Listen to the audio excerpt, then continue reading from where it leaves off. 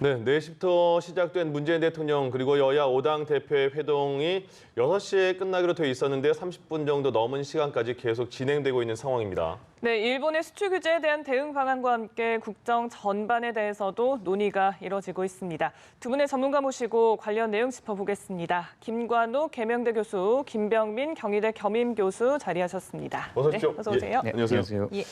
곧 끝날 수 있을 것 같고요. 2시간 반이 지난 상황에서 2시간 예정해서 오랜만에 만났으니까 이것저것 또 추가적인 얘기들이 있을 것 같은데요. 먼저 조금 전에 문재인 대통령의 모두 발언을 들어보셨잖아요. 모두 발언을 먼저 내용을 조금 파악한 다음에 이제 각 당이나 청와대에서 브리핑이 있을 테니까 그 이후에는 그 내용으로 진행해 보도록 하겠습니다. 모두 발언에서 문재인 대통령이 일단 가장 시급하고 이 문제 때문에 만났으니까요. 가장 시급하고 중요한 일은 일본의 수출 제한 조치에 대해서 당장 우리가 어떻게 대응해야 하느냐, 그리고 핵심 소재 부품에 대해서 너무 일본에 지나치게 의존하고 있지 않냐 이런 얘기도 나왔습니다. 그리고 추가로 마지막에 추경 문제도 나왔고요. 모두 발언 어떻게 들으셨는지?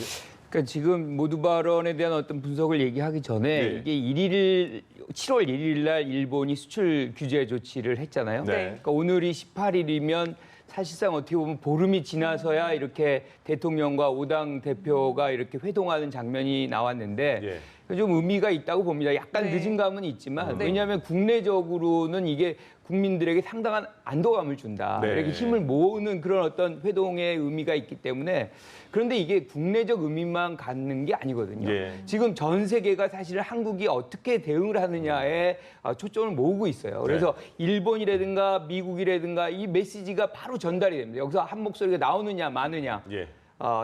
그리고 이런 이 모임들이 어떤 합의문을 갖고서 이제 국민들에게 제시하느냐, 뭐 이런 것에 대한 어떤 관심도가 굉장히 커졌다. 예.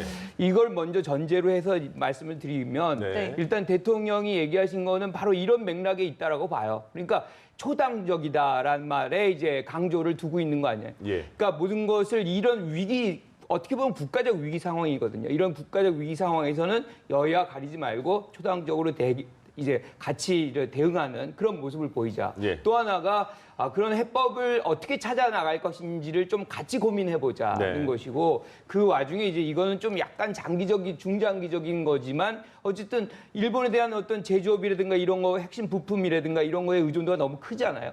이런 것들을 어떻게 해소시키느냐. 예. 그런 과정에서 추경을 좀 이제 빨리 협조를 해서 그런 부품 우리가 이제 국산화를 하는 그런 과정에 조금 더 이렇게 빨리 우리가 예. 조속하게 일종의 마중물 역할을 좀 추경안이 해줘야 되겠다. 뭐 이런 메시지가 이 안에 있다 이렇게 생각을 합니다. 그러니까 말씀하신 것처럼 이제 초당적으로 머리를 맞대보자 일본 수출 규제에 대한 문제에 대해서는 그렇게 모인 거잖아요. 근데 지금까지 나오는 언론 보도를 보면 각 당의 그런 방향은 상당히 좀 다른 것처럼 보이거든요. 해법들에 대해서 아마 여러 이견들이 이 회담에서 논의가 되지 않았을까라는 생각이 들고요. 예. 문재인 대통령이 얘기하고 있는 엄중한 상황에 대한 인식에 대해서는 아마 5당 대표들이 함께 공동적으로 이야기를 했을 겁니다. 네. 하지만 조금 전에 얘기했던 대통령의 부품 국산화 같은 얘기는 사실은 중장기적으로 해결할 수 있는 문제라고 볼 수 있고요. 예. 지금 단기적으로 일본의 통상 규제 조치가 대한민국 기업에 미치는 심각한 문제를 어떻게 해결할 수 있을지가 제일 중요한 일이기 때문에 네. 이 문제를 풀어내는 것은 사실상 외교적인 해법으로 풀 수밖에 없다. 따라서 문재인 대통령과 아베 총리의 정상 간의 신뢰를 바탕으로 한 외교적인 문제로 풀어야 된다라고 하는 주장들을 야당 대표 일부들은 할 수밖에 없지 않았을까라는 생각이 되고요. 예. 네. 대통령이 얘기하고 있는 추경에 관련돼서는 그동안 이 일본에 대한 통상 규제 조치의 일환으로서의 추경도 있지만 사실은 대한민국 경제가 상황이 심각하기 때문에 6조 7천억의 추경을 하루속히 해결해달라고 대통령은 늘 주문해 왔습니다. 네. 여기에 맞서서 자유한국당 같은 경우는 추경에 대한 처리보다 훨씬 더 중요한 것은 현재 문재인 정부가 취하고 있는 경제 정책에 대한 방향 전환이 필요하기 때문에 아마 이 문제를 두고 또다시 맞서지 않을까라는 생각이 되고요. 예. 그럼에도 불구하고 오랜만에 여야 5당 대표와 대통령이 함께 대한민국이 가지고 있는 총체적인 위기를 극복하기 위해서 앉았다는 것만으로도 네. 많은 국민들이 희망과 기대를 갖고 있는 것 같습니다. 예. 모쪼록 이견은 도출하더라도 그 안에서 국가적 위기를 나름대로 찾아갈 수 있는 해법에 대한 일부라도 도출할 수 있기를 저도 같이 기대합니다. 네. 어렵사리 이제 만난 자리인 만큼 굉장히 의미가 있다는 말씀을 두 분께서 다 해주셨는데 다만 한 가지 짚어보고 싶은 것이 이게 합의문이 아니라 공동 발표문을 낸다고 하는데 이 부분은 좀 저희가 네. 어떻게 해석할 수 있을까요? 일단 합의문이 나오기 위해서는 여야 5당 대표 그리고 이 안에서 청와대와 교감을 가진 상황 속에서 완전하게 의미가 함께 담아져 있을 수 있을 만한 추가적인 내용이 도출돼야 되는데 예. 그러기 위해서는 청와대가 특히나 정부 여당이 주장하고 있는 내용이 있을 것이고 이를 바탕으로 야당인 자유한국당 혹은 바른미래당 등이 받게 되는 내용들과 더불어서 요구하고 있는 야당의 요구도 함께 정부 여당이 받아야 됩니다. 네. 근데 그 내용들을 다 같이 조율하기에는 아마 시기적으로 어려운 측면들이 있기 때문에 오늘 대통령이 얘기하고 있는 가장 핵심적인 문제인식도 결국 일본의 통상 규제 조치 때문이기 때문에 예. 이 경제적 위기를 극복하는 내용의 좀 거시적인 상황으로서의 문제를 해결하기 위한 총체적인 발표문 형태로서 얘기들을 좀 담아내지 않을까 조심스럽게 추정이 됩니다. 네. 이게 그 5당 예, 말씀하시죠 먼저. 예. 아니, 그러니까 의제를 지금 뭐 이렇게 딱 특정을 하지를 않았잖아요. 열어놨죠. 이게 예. 1년 4개월 만에 만나는 거고 각 당이 자기의 현안들이 다 있습니다. 그래서 네. 대통령에게 주문하고 싶어하는 것들도 있고 뭐 예. 이러니까 한번 자유롭게 얘기해보자라고 얘기를 하지만 사실은 핵심은 국민들이 기대하는 거는 수출 규제에 대해서 어떻게 한 목소리를 내고 어떤 방안을 제시하느냐거든요. 그게 우선이죠. 그렇죠. 예. 그게 공동 발표문이란 이름이든 뭐 합의문이란 이름이든 저는 그 안의 메시지는 5당이 아주 단일한 그 메시지를 이번에 내야만 한다. 예. 이것이 그렇지 못할 경우에는 외부에서 볼 때는 한 국가의 즉 한국의 어떤 이 의사결정에 문제점이 노출이 되는 것이고 이거는 뭐 일본에게는 아주 호재라고 얘기할 수가 있는 거예요. 그래서 다른 얘기, 뭐 선거제 문제라든가 뭐 이런 것들에 대해서는 우리가 또 다른 이견이 있을 수 있지만 네. 이 사안에 대해서는 한 목소리가 반드시 나와줘야 되겠다는 게 예. 제 생각입니다. 그러니까 궁금한 게요. 이제 한 목소리가 나오려면 이제 2시간 반이 좀 넘은 시간 동안 지금 얘기가 나눠지는 거잖아요. 그런데 주제를 정해놓지 않았으니까 각 당에 이제 욕심도 있을 테고 생각이 있을 테고 그걸 또 대통령에게 전달을 하려면 이게 그 시간을 더 빼면 정작 이 수출 규제 문제에 대한 논의가 많이 있었을까 그리고 정말 한 목소리로 나올 수 있는 어떤 해답을 찾았을까가 궁금해지거든요. 아마 거시적인 문제에서의 문제인식을 공감하고 어느 정도 선에서 대통령과 그리고 정부가 이 나름대로 의지를 바탕으로 문제를 외교적으로 풀어가야 된다라고 하는 이런 총체적인 총론적 협의 정도는 가능하지 않았을까라는 생각이 되고요. 예. 다만 앞서 교수님이 말씀하셨던 것처럼 각 당 간이 갖고 있는 첨예한 이해관계가 다른 부분들이 존재합니다. 그건 이미 모두 발언으로 드러났듯이 네. 이 민주평화당이나 바른미래당 같은 경우는 선거제도 개편에 대해서 가장 강력한 의지를 가지고 있고 뭐 정의당도 마찬가지라고 볼 수 있습니다만 자유한국당 같은 경우는 특히 일본의 이 경제 보복 조치뿐만이 아니라 문재인 정부의 경제 문제를 지적하면서 바로 얼마 전에 있었던 판문점에서의 북미 간의 회동 그리고 이를 바탕으로 있게 되는 이 대한민국의 대북 정책 전체에 대한 문제도 함께 제기하고 싶을 겁니다. 예. 하지만 이 모든 문제들을 이 짧은 시간 안에 다 얘기할 수는 없는 측면들이 있고요. 앞서 있었던 야당 대표들의 모두 발언들을 좀 종합해 보면은 공통적인 측면이 있습니다. 네. 일본으로 특사를 파견하라. 네. 그리고 그 특사를 바탕으로 문재인 대통령이 대한민국의 총론을 모아서 아베 총리와 함께 문제를 풀어낼 수 있는 외교적 해법만이 답이다. 그리고 거기에 대해서 전문가의 의견을 충분히 담아낼 수 있는 기구들이 필요하다. 아마 이런 내용들에는 여야가 서로 반대하기 어려운 측면들이 있을 겁니다. 예. 이런 국민적 의지를 모으기 위한 총체적인 방향 설정 정도가 아마 오늘 나올 수 있는 안이 아닐까 이렇게 생각이 됩니다. 네. 그러니까 사실은 각 당들이 자신의만의 해법을 제시하기 굉장히 어렵습니다. 예. 이게 이제 협상도 정보도 있어야 되고 이것들이 대부분 이제 정부가 주체가 돼서 하기 때문에 각 당들이 그거를 다 자신만의 어떤 안을 가져와서 이걸로 합시다 이렇게는 안 되고 네. 여기서 지금 말씀하신 대로 뭔가 한 방향으로 뭐 우리가 같이 노력한다.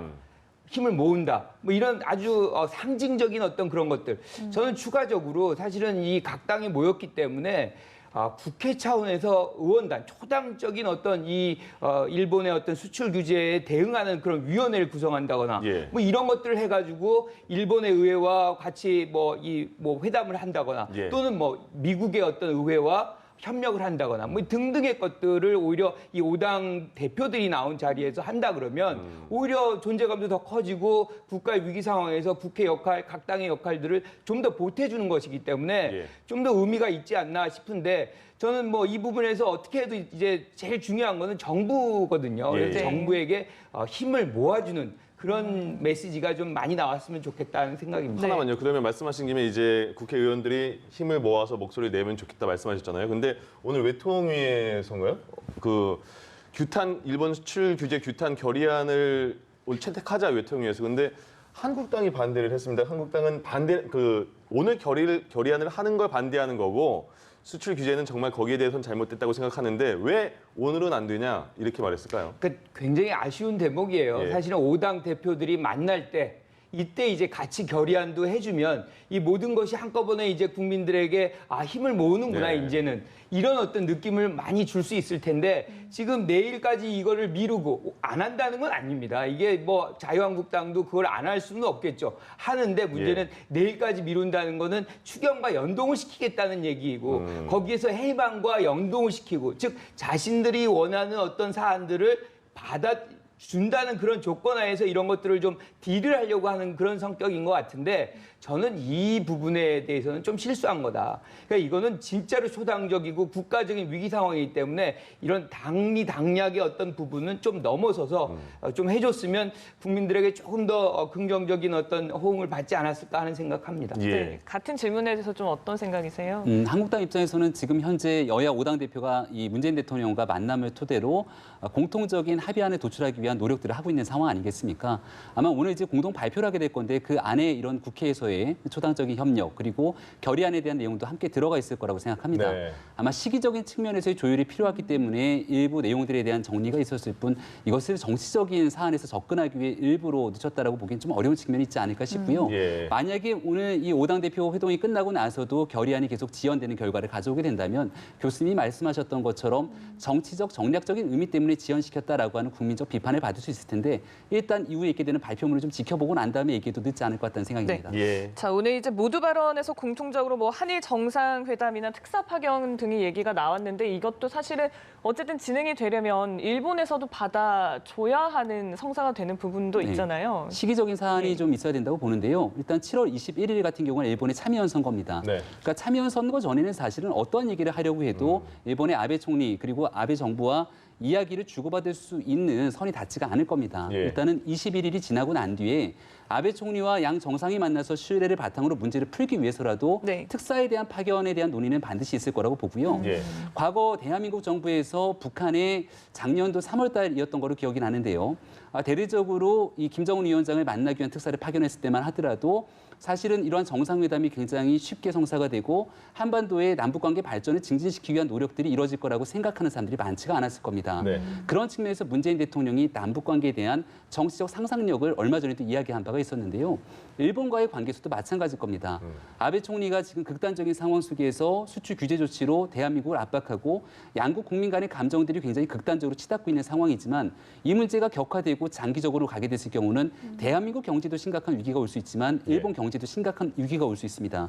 지금 오늘 굉장히 안타까운 일이 일본에서 일어났는데요. 일본 교토에서 애니메이션 스튜디오에 화재가 나서 지금 10명이 넘는 시민들이 사망을 하게 되고 예. 지금 많은 시민들이 부상을 당해서 아베 총리도 굉장히 충격에 빠졌다고 하는데 네. 과거 2011년도 동일본 대지진이 일어났을 때 대한민국 국민이 과거에 아픈 역사가 있지만 이웃나라인 일본에게 보내줬던 수많은 온정의 손길 때문에 그 당시 양국 간의 우호가 굉장히 증진됐던 기억들을 아마 다 아실 겁니다. 예. 이런 뭔가 이 아베 총리와 일본 정부의 굉장히 대한민국 국민들을 분노하고 자극하게 하는 행동이 있더라도 차분한 상태 속에서 일본 국민들과 함께 협력해서 나갈 수 있는 일들을 도모해야 될 때가 아닌가라는 생각이 되고요. 예. 이런 측면들에 대한 일본의 국가적 화재나 참사가 발생했을 때 우리 정부가 어떤 손길을 내밀지도 한번 고민해 볼 필요가 있고 예. 그런 일들을 바탕으로 특사를 보내면서 자연스럽게 이 문제를 어떻게 해결할 수 있을지에 대한 논의를 이끌어가기 위한 초석을 다지는 것은 매우 자연스럽고 꼭 해야만 하는 일이 아닐까 생각이 듭니다. 알겠습니다. 그러면 이걸 생각해 보겠습니다. 근본적으로 일본이 도대체 아베 총리가 왜 이렇게 사실 지금까지 이유를 보면요. 수출 규제 이유를 보면 처음에는 신뢰 관계가 깨졌다. 그리고 뭐 그러니까 제대로 된 근거는 많이 나오지 않았습니다. 그리고 뭐라고 그랬죠?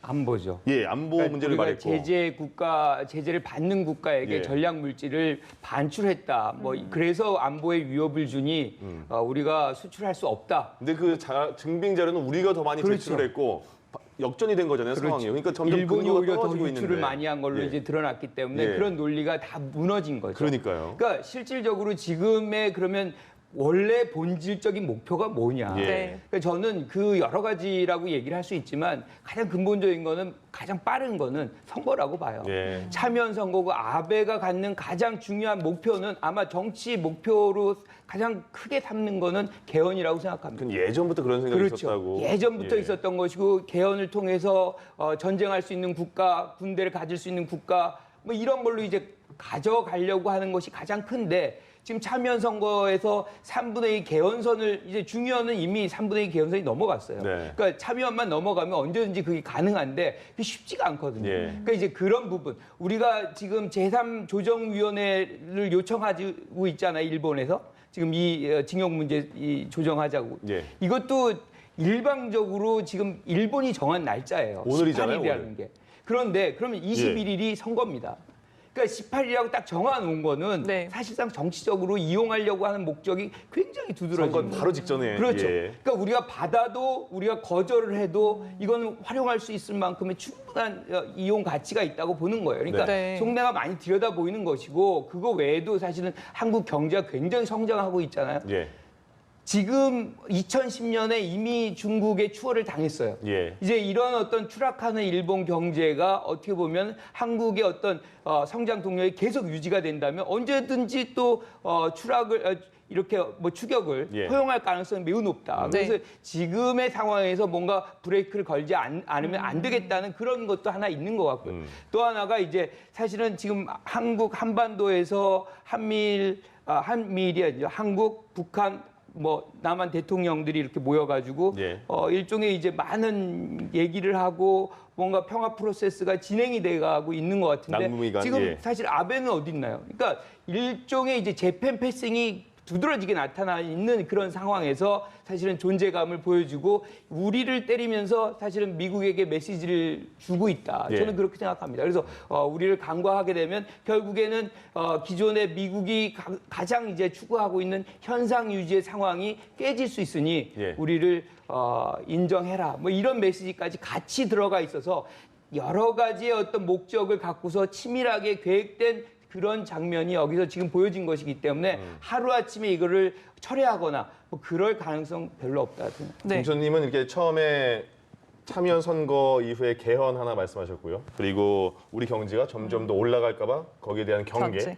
그리고 마지막에는 뭐였죠? 미국에 대한 이 이제 남북미 간의 그 공동 대응에 대해서 일본은 소외돼 있다. 이 세 가지 짚어주셨는데 네, 총체적인 뭐 안보 문제도 마찬가지고 예. 경제 문제 이런 것들이 복합적으로 깔려 있다라고 하는 얘기들을 지울 수가 없는 상황인 것 같고요. 네.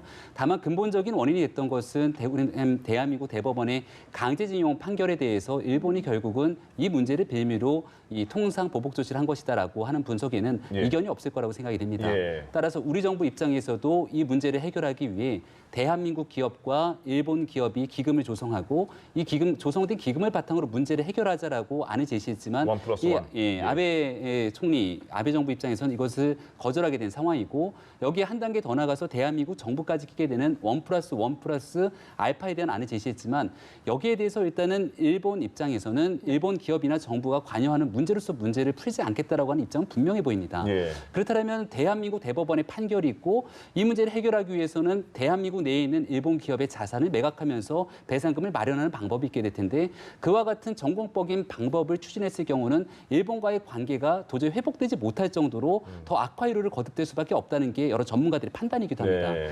결국은 대한민국 정부가 나서서 외교적인 해법을 찾지 못하게 되면 이 문제는 평행선을 달릴 수밖에 없는 일로 볼 수 있거든요. 따라서 일단은 7월 20일 참여연 선거가 끝나고 나면 아베 총리도 문제에 대한 퇴로를 확보하기 위해서 대한민국 정부와의 나름대로의 대화의 가능성들을 도모할 이유가 있다고 판단이 되고요. 예. 이낙연 총리 같은 경우는 한 언론과 인터뷰 내용을 보게 되니까 10월 같은 경우에 나루히토 일왕에 대한 직위에 대한 취임 축하연에 간다고 얘기를 하더라고요. 네. 그러니까 이낙연 총리는 현 정부 내에서 누가 뭐래도 가장 잘 알려진 지1파 그리고 일본에 대해서 가장 잘 알고 있는 전문가 아니겠습니까? 특사 얘기도 나오고 있고요. 아베 예. 총리와는 과거 2005년부터 개인적인 관계 인연을 바탕으로 든든한 일본과의 관계를 가지고 있기도 하고요. 그렇다면 이렇게 일본 정부가 진심으로 원하고 있는 것들이 무엇인지에 대한 내용을 파악하기로서는 우리 이낙연 총리가 특사로 파견되는 것만큼 좋은 카드가 없다라고 예. 많은 정치인들이 목 놓아 이야기를 하는 것 같습니다.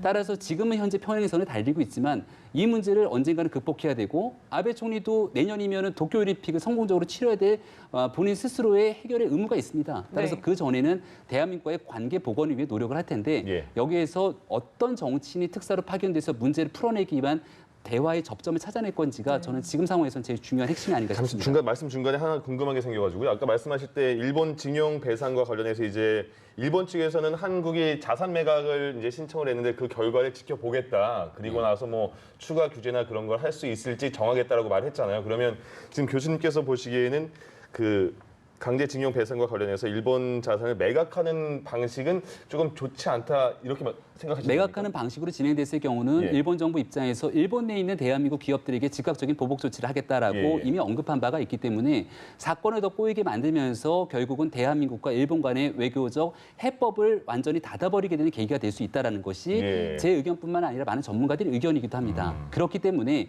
대한민국 대법원의 판결로서 모든 것들을 정리할 수 있다면야 대한민국 국민의 한 사람으로서 아주 당연하고 반드시 하고 싶은 일이긴 하나 예. 대한민국 대법원의 판결을 존중할 수 없기 때문에 제3국에서 문제를 풀어내자라는 게 일본 아베 총리의 제안 아니겠습니까? 네. 하지만 우리 정부 입장에서는 그것도 받을 수 없다라고 얘기하고 있는 측면이기 때문에 그렇다면 언제까지 이 문제를 끝까지 가져가면서 외교적인 마찰로 대한민국 기업들과 경제 심각한 문제를 있게 만들 것인가? 이 문제를 대한민국 정부가 진지하게 고민한다면 결국 대화를 통해서 외교적 해법을 찾기 위한 문재인 대통령에게 온전하게 그 공과 짐이 돌아갈 수밖에 없는 상황인 것 근데 같습니다. 일본의 의도는 사실 날짜에 나와 있는 거예요. 그러니까 네. 대법원이 판결을 내린 건 작년 10월입니다.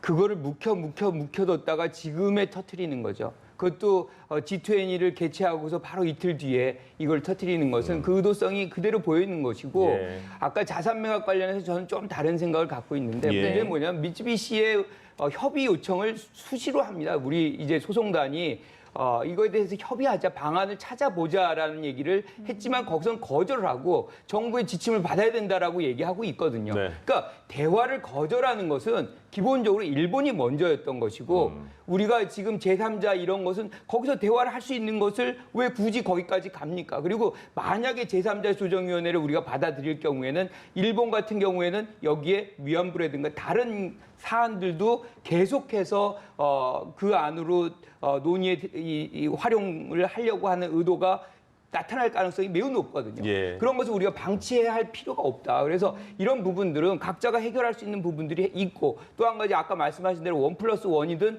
사실 합리적인 안들이 이미 한국에서 많이 나가 있어요. 그런데 그 안에 대한 어떤 진지한 논의라든가 뭐 협상이라든가 이런 거는 사실상 없고 우리가 실무자들의 그 장면을 봤잖아요. 물 하나 없이 그렇게 하고 있고 네. 또 한 가지가 예. 뭐냐면 지금 국장급 대화도 지금 요청을 한 상태인데 그것도 거절했어요. 거절하고 예. 있습니다. 네. 그러니까 지금 모든 5당 대표가 특사, 정상회담 다 얘기하고 있지만 특사라는 건 사실 대통령의 전권을 받은 사람이에요. 그러면 가가지고 의전이라든가 이런 것을 무시당할 때에는 이건 국가가 사실은 치욕적인 장면을 감수할 수밖에 없는 겁니다. 그래서 예. 이런 것들이 조정이 되지 않는 상황 속에서는 쉽지 않다. 그래서 뭐 말씀하신 대로 지금 21일이 선거기 때문에 네. 일단은 이게 끝나야 될 것 같아요. 끝나고 나서 숨고르기를 하고 물밑에서 조금 조정이 돼야만 뭔가 양국 간의 어떤 만남들이 좀 대화가 이루어지지 않을까 이렇게 생각합니다. 알겠습니다. 그러니까 우리로서는 일단 외교적인 노력을 기울일 수밖에 없는 상황인 것 같고 말씀하신 것처럼 이제 21일 참의원 선거가 있는데 저는 궁금한 것이 일본 내에서는 이런 갈등 상황을 과연 어떻게 바라보고 있을까 그 여론이 궁금하기도 하거든요. 그러니까 지금 여론조사상으로 보면 이렇게 수출 규제한 조치에 대해서 우호적인 게 많다는 거죠. 예. 근데 일본의 국민의 여론이 상당히 그런 경향성이 굉장히 뚜렷해요. 그러니까 외부와의 어떤 갈등이 벌어질 경우에는 국가에게 힘을 몰아주는. 쫙 뭉치는군요. 그러니까 예. 초기에 일본 언론이 상당히 비판적인 부분이 있었어요. 지금 거의 사라집니다. 예. 국민들도 마찬가지예요. 그러니까 외부와의 갈등선에서 힘을 모아주는 그런 일본의 어떤 문화랄까요? 뭐 이런 것들이 존재하고 한국도 사실은 이 부분에 대해서 우리가 좀 반성할 필요가 있다. 예. 이 부분에 대해서 여러 가지 이제 해법이 다르고 뭐 문제를 보는 시각이 다를 수 있어요. 하지만 지금 당장에 어떤 문제가 터졌고 양국 간에 이렇게 아주 대치되는 그런 장면에 있을 때에는 사실은 전폭적으로 초당적으로 정부를 밀어주고 우리가 힘을 모으는 그런 지혜가 필요하다라고 생각합니다. 예. 그렇다면 이런 일본의 조치가 선거에도 또 영향을 미치고 그 이후에 뭐 규제에도 좀 영향을 미치는 이런 네. 걸로 이어질지 궁금한데요. 아베 총리의 정책적 방향에 굉장히 큰 영향을 미치는 건 뭐 매우 당연한 일이라고 생각을 하고요. 실제로 일본 내에서 반한 감정이 극대화되고 있고 우리 대한민국 내에서도 반일 감정들이 점점 더 고조화되고 있는 상황인 것 같습니다. 중장기적으로 봤을 때는 양국 모두에게 그렇게 큰 도움이 되지 않을 거라는 판단이 되기도 하고요. 예. 그래서 이런 문제를 극복하기 위해서 결국은 어느 정도 선에서는 잘라내기 위한 양국 간의 노력들이 필요하다는 건 매우 당연한 일이라고 볼 수밖에 없기 때문에 어느 정도 시점이 되기 위한 양국 정치인들의 책임 있는 노력들이 필요하고요.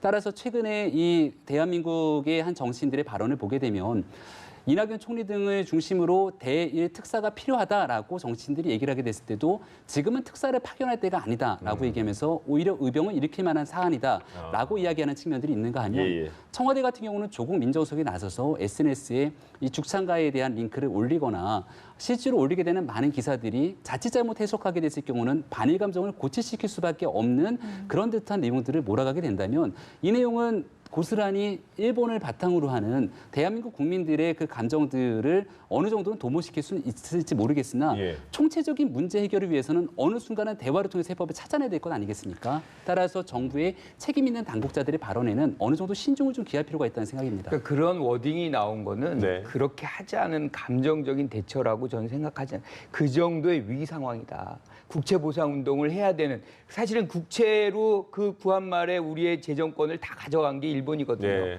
그러니까 경제적인 어떤 심장을 그때 이미 가져갔던 경험이 있어요. 그래서 네. 그런 위기의 상황이다. 왜냐하면 우리가 반도체라든가 핵심 이 부품이라든가 이런 것의 의존도가 경제 의존도가 매우 높거든요. 예. 어떻게 보면 한국 경제 심장에 비수를 꽂은 거나 마찬가지예요. 이것이 어떻게 위기 상황이 아닙니까? 그러니까 그러한 위기 상황에 대한 표현을이라고 봐야지 그것을 감정적으로 우리가 반일하자. 사실은 그걸 찌른 게 누굽니까? 그러니까 비수를 갖다 댄 거는 일본이고 그 부분에 대해서 사실은 이 원인이 무엇이다. 우리가 그럼 원인을 제공했나요? 네. 그건 아니거든요. 예. 징용을 갖고 전쟁 범죄였어요. 위안부도 그렇고 이 징용의 어떤 강제 징용도 그렇고 사실은 전쟁 범죄를 한 그런 기업들이 있었던 건데 그걸 일본이 지금 보호를 하고 있는 거거든요. 예. 그러니까 이제 그런 당위론적인 얘기를 뭐 안 한다고 해도 네. 지금 상황에서는 저는 좀 초당적으로 접근을 해야 되는 것이지 여기에서 뭐 각 당의 어떤 이해관계를 너무 표출하는 것은 지금 국익에도 부합되지 않는다 이렇게 생각합니다. 그러니까 뭐 조국 그 민정수석이 SNS에 그런 축창가를 올리고 거기에 대한 뭐 찬반을 이렇게 나뉘는 것 같습니다. 그런데 이건 어떻습니까? 예전과는 좀 다르게 독도 문제 나왔을 때도 이렇게까지 됐나 생각해 보면요. 지금 우리가 일본 제품의 불매 운동뿐만 아니라 팔지도 말자 이런 얘기도 나오잖아요. 이거는 거의 뭐 누가 시킨 게 아니라 정말 우리 국민들의 자발적인 그런 생각 아닙니까? 생각의 행동 아닙니까? 네, 불매 운동도 마찬가지고 일본에 가장 큰 타격을 주는 것은 결국 이 관광 등에 대한 산업에 타격을 주는 거기 때문에 이 포털 사이트의 한 카페에서도 실질적으로 스스로가 나서서 일본에 대해서 관광을 가는 것들이 좀 자제하는 부분들이 이번 문제를 해결하는 데 도움이 되지 않겠는가. 많은 국민들이 자발적으로 문제 해결을 위해서 미랄이라도 조금씩 도움이 되고자 하는 모습들을 찾아가는 과정인 것 같습니다. 예. 근데 우리가 분명하게 좀 생각해야 되는 건요. 이런 방식으로 가게 됐을 경우에 지금 일본이 규제하고 있는 반도체나 디스플레이에 대한 부품 규제에 대해서 우리 경제적으로 해결할 수 있는 해법에 과연 큰 도움이 되는가에 대한 근본적인 문제를 한번 고민해 볼 필요가 있죠. 네. 교수님께서 정확히 지적했던 것처럼 대한민국 산업의 심장부를 찌렀다고 하지 않습니까? 대한민국 반도체가 문재인 대통령께서 얼마 전에 얘기했던 것처럼 혁신 성장의 핵심적인 축으로 비메모리 반도체를 언급합니다. 대한민국 삼성전자에서 사실은 굉장히 많은 예산을 투입해서 비메모리 반도체로 넘어가서 세계적인 성장 가도를 가져오기 위한 노력을 하게 되는데 예. 거기에 일본 정부가 참으로 끼얹은 것 아니겠습니까? 여기에 우리 정부가 주장하고 있는 대안이 부품을 국산화시키겠다는 얘기를 합니다. 아주 짧은 시간 안에 대한민국 경제가 어떻게 갈지 모르는 상황 속에서 부품 국산화가 지금 현재 상황에서 해법이 되지는 않을 거라는 것은 자명한 일일 수도 있습니다. 네. 오늘 SK그룹의 최태원 회장이 또 대한민국 정부 관계자와 얘기를 하게 되면서 왜 국산 부품을 쓰지 않느냐라고 했을 때 부품의 질이 문제다라고 얘기를 하지 않습니까?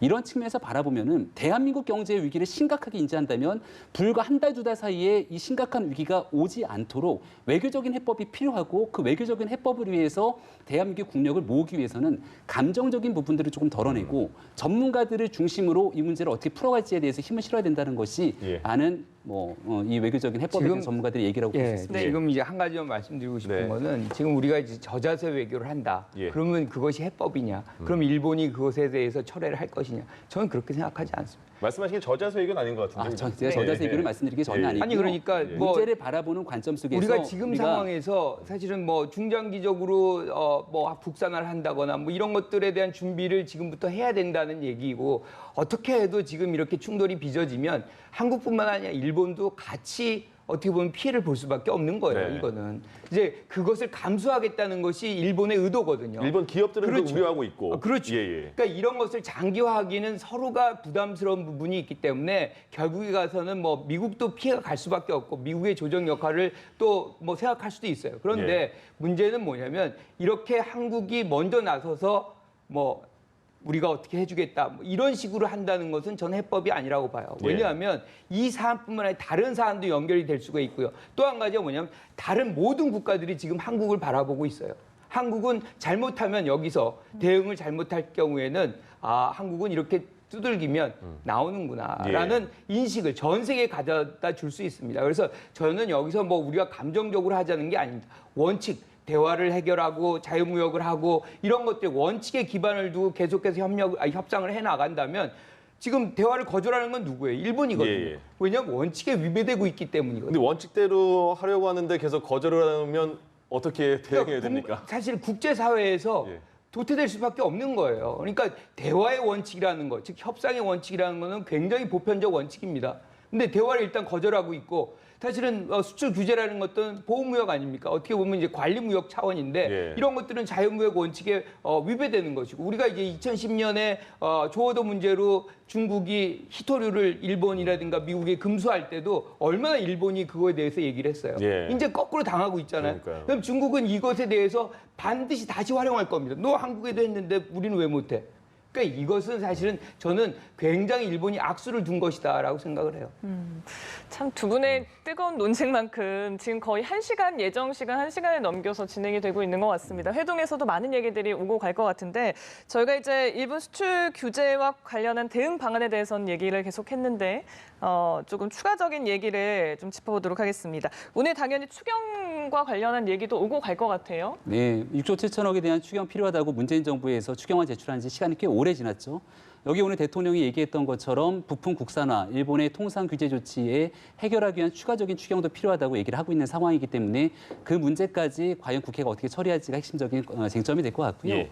자유한국당 입장에서는 이 추경 문제 처리에 대해서 어느 정도 협조는 하지만 본회의 날짜에 대해서 지금 정경두 국방부 장관에 대한 해임 건의안을 처리할 수 있는 날짜를 잡아달라고 거듭 맞서고 있는 상황 그럼 아니겠습니까? 오늘 해야 되는 거 아닙니까? 그게 이제 오늘 해야 되는 건데 예. 실제로 지금 현재 민주당과 협의가 잘 안 되고 있는 상황이기 때문에 한 걸음도 앞으로 나아가지 못하고 있는데 이것은 비단 한국당만의 입장이 아니라 바른미래당도 함께 한국당과 같이 공동으로 이 정경두 장관에 대한 해임 건의안을 제출한 바가 있기 때문에 아마 야당 일부 입장에서도 충분하게 이 안보와 국방의 상황에 관련된 문제와 추경이 함께 맞물려 있는 상황으로 논의가 좀 증폭되지 않을까라는 생각이 되고요. 예. 대통령께서는 지금 얘기하고 있는 대한민국 경제의 심각성을 얘기하고 있는 상황이기 때문에 그러한 추경 처리를 당부함과 동시에 야당이 제기하고 있는 이 안보상의 위기 문제를 과연 정부는 어떻게 받아들이고 어떤 상황까지 야당에게 협조하면서 양보할 수 있을 것인가 그 논의도 오늘 뜨겁게 좀 이루어지지 않을까 생각이 됩니다. 예, 김 교수님도 오늘 그 일본 수출 규제 문제 외적으로는 어떤 게 또 중요하게 논의됐을까요? 예컨대 바른미래당이라든가 뭐 민평당이라든가 정의당이라든가 이런 뭐 선거제에 굉장히 관심이 많겠죠. 네. 왜냐하면 이제 선거가 바로 이제 내년 초에 있기 때문에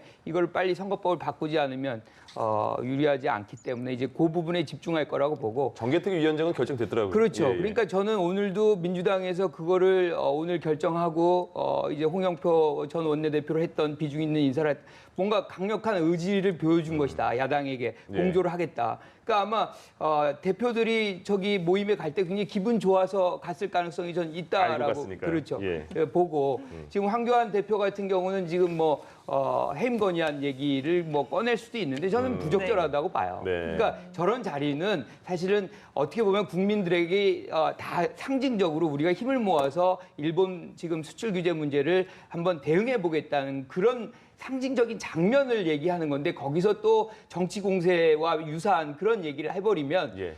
이견이 발생한 걸로 국민들은 오해할 수가 있거든요.